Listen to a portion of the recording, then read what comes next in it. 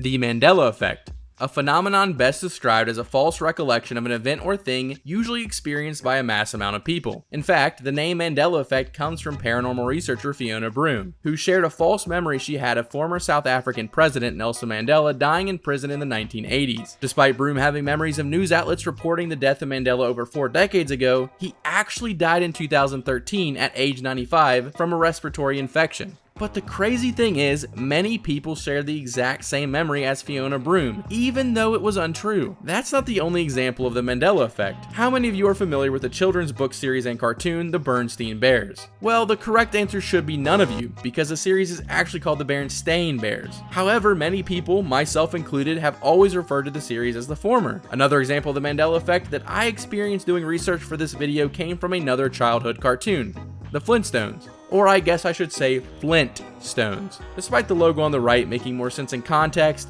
the left is the logo I picture in my head every time I think of the show revolving around Fred and his cave family. And the Mandela Effect can even alter movie quotes. Luke, I am your father from Star Wars and Snow White's Mirror Mirror on the Wall are two of the most misquoted movie lines of all time. They actually say this instead.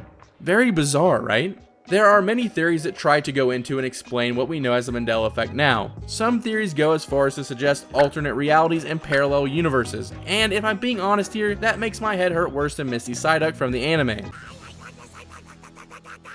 You've no doubt read the title, so you may be wondering how this relates to Pokemon at all. Let's start with this. I am going to show you an ordinary photo of Pikachu. Oh my god.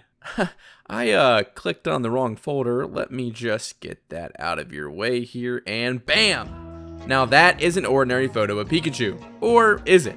Many of you have already spotted the issue, but for some, this is exactly how you remember the 30-year-old mascot of the Pokemon company looking. The issue lies in this subtle detail, the black tip tail. It's actually just yellow at the end. However, all of my childhood drawings include the black tail. So does that just mean I was a stupid kid that couldn't remember what Pikachu looked like? In my case, probably. But there are so many other people that experience the exact same thing as I have. This is the most prominent instance of the Mandela Effect in Pokemon, but this had me wondering what other false memories people have of the series.